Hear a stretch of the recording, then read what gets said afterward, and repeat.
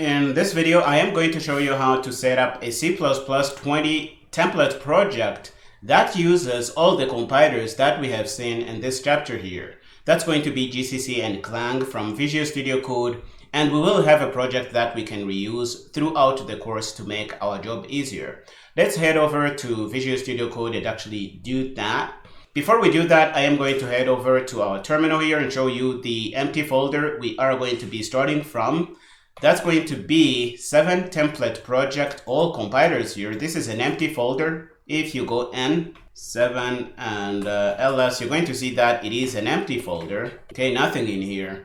And we can open this folder from Visual Studio Code to start doing whatever we want to do here. Let's do that. We're going to go to File, Open Folder. We will choose that folder. If you are not here, you can either go up or down using the up thing you see here, the dot. I am going to go in CPP project and I am going to choose 7 template project, all compilers, and I am going to hit OK to open this in Visual Studio Code. This is going to open Visual Studio Code right in this folder here. And the first thing we want to do is to set up our main.cpp file. You already know this. And we are going to head over to GitHub to copy the code we would like to build here to make our lives easier. Let's do that. We have the code and we would like to build this with our C++ compilers. We are going to start with GCC. We will set it up. So let's go to Terminal, Configure Tasks, and we will choose our G++ compiler. We want to choose the G++ 10 version. So let's go to user being G++ 10. I am going to select that. We will have an entry in our tasks.json file, and this is also going to generate a .vs code folder here, which is going to be containing this tasks.json file. You already know this. We will change the label to say build with GCC, and we want to change this to say that we want to build in C++20 mode. Again, we will steal from the file that we have in our GitHub repository here. I am going to share this as a resource to this lecture here so that you can exactly copy and paste what I am doing here. We want to change this to use Linux separators, and we want to remove the .exe extension because this is Windows specific. And we have a configuration to build with GCC. If we wanted, we could use this to build by coming to terminal, run task, and build with GCC. This is going to build in C++20 mode using the G++ compiler. And if we close this by hitting enter and coming to terminal, we can get a chance to run our roster file.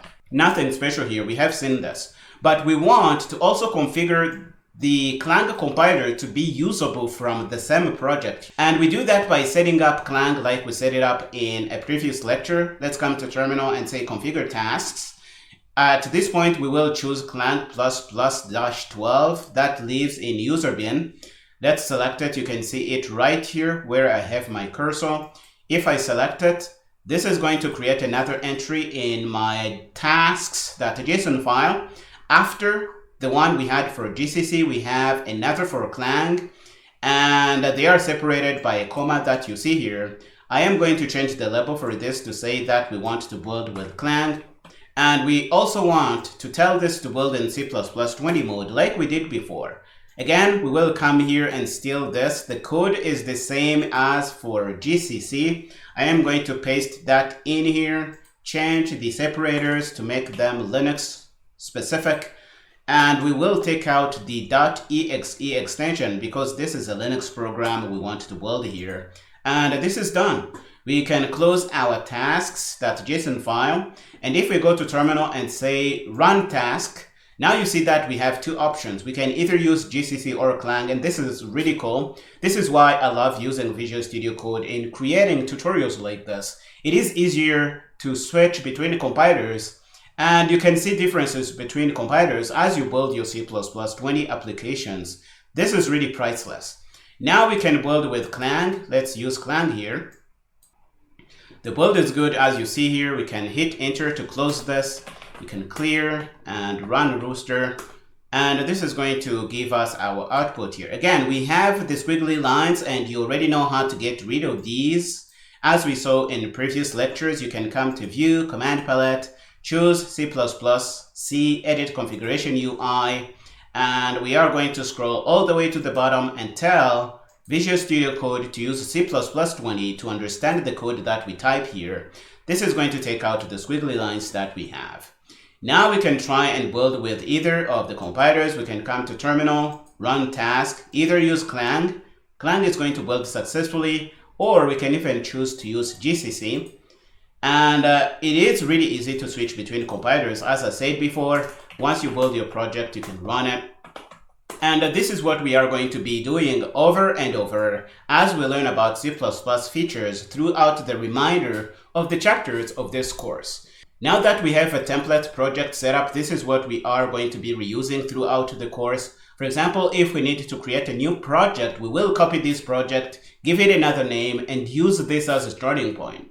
For example, if we want to create a new project, all we can do is come to our terminal on Linux. This is one way we can do that. We can go up where we have this folder. We can show the content and say move or copy 7. This is what we want to copy. And we want to give it another name, for example, CPP20.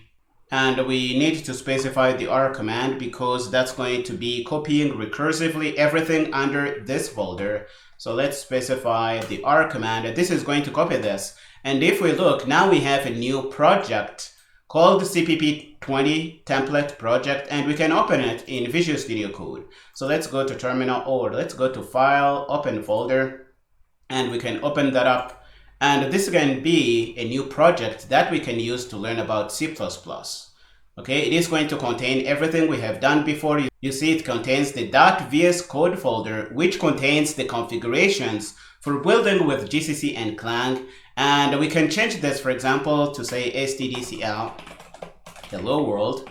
Okay, and we can build it with either of the compilers we have set up. And you see we have immediate access to these compilers here because we have this configured in our .vs code folder. So this is really all I wanted you to see. This is the template project we will be reusing throughout the course. We are going to stop here in this lecture. And now that you have this set up, you can head over to the diving in chapter and start learning about C++20 right away. So go ahead and finish up here and meet me there.